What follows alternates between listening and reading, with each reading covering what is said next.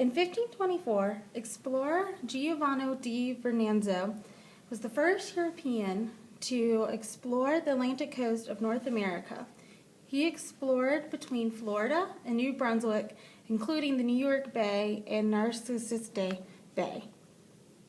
Then, in 1540, Hernando de Soto, a Spanish explorer, led the first European expedition deep into the territory of the modern-day United States. This included Florida, Georgia, Alabama, and most likely Arkansas. And he was the first documented European to have crossed the Mississippi River. Then, in 1584, Sir Walter Raleigh was granted a charter by Queen Elizabeth I to establish a colony in the New World. This would be the first European colony. On April 27, 1584, Raleigh sent out an expedition to the New World. Raleigh, however, was not leading the expedition. And when they returned with information about the area, Raleigh decided to send another group led by Sir Richard Grenville. They landed in Roanoke Island and started a colony there. Grenville then left the colony to head back to England to get supplies. When Grenville was gone, the colony was attacked by native settlers. This unnerved many settlers. Then, before Grenville returned, another explorer, Sir Francis Drake, passed the colony and offered to take the colonists back to England. They accepted and brought back to England tobacco, maize, and potatoes.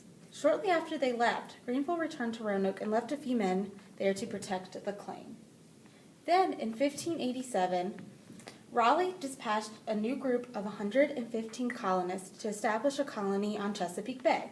They were led by John White. They were told to go to Roanoke first and to get Grenville's men, but when they got there, all they found was a skeleton.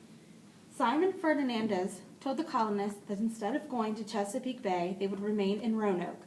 Shortly after arriving, a man was attacked and killed by the natives.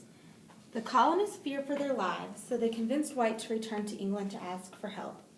White left behind 115 colonists, including Virginia Dare, who was the first English child born in America. White was not able to return until 1590. He was delayed for 3 years due to many factors, including the Anglo-Spanish War. When he finally arrived, there was no sign of any of the colonists. There was also no sign of a battle or struggle, and the site had been dismantled, meaning they didn't leave in a hurry. The only clue was the word Croatan carved into a fence post, and the word crow carved into a tree. This didn't concern White because there was no cross carved into a tree, which is what White had told them to do if they were in trouble. White thought they had relocated to Croatan Island, now known as Hatteras Island. White couldn't look for them because a storm was coming and his crew refused to look for them. They left the next day. They never knew what happened to the colonists because Sir Walter Raleigh did not send anybody to find them until 1612, and by the time he got there, there was no signs of the colonists, even though there are many different theories about what happened to them. This colony became known as the Lost Colony. Then, in 1663, King Charles II assigned Carolina's territory to 8 court favorites, and they became true and absolute lord proprietors. Then, in 1705, European settlement near the Pamlico River in the 1690s led to the founding of Bath, North Carolina's first town, in 1705. By 1708, Bath had 50 people and 12 houses. It soon became North Carolina's first port. Political rivalries, Indian wars, and piracy marked its early years. In 1711, yellow fever and a drought affected the people of Bath. Then, in 1712, North Carolina was made a separate colony, and the term North Carolina was in common use. The Tuscarora War was fought in North Carolina during the autumn of 1711 until 11th February 1715 between the British, Dutch, and German settlers and the Tuscarora Native Americans. The Europeans enlisted the Yemeese and Cherokee as Indian allies against the Tuscarora, who had several allies themselves.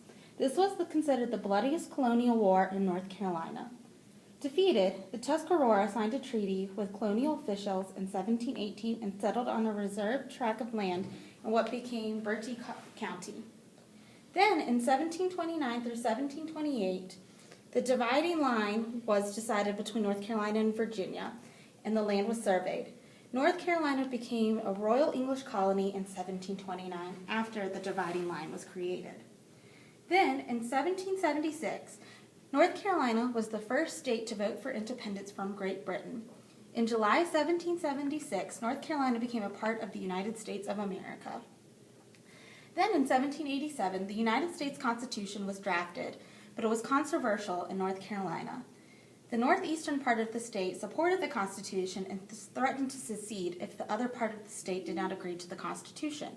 The other part of North Carolina did not agree with it until the Bill of Rights was added. A ratifying convention was held in Fayetteville in November 1789, and on November 21st, North Carolina came to an agreement and became the 12th state to ratify the U.S. Constitution.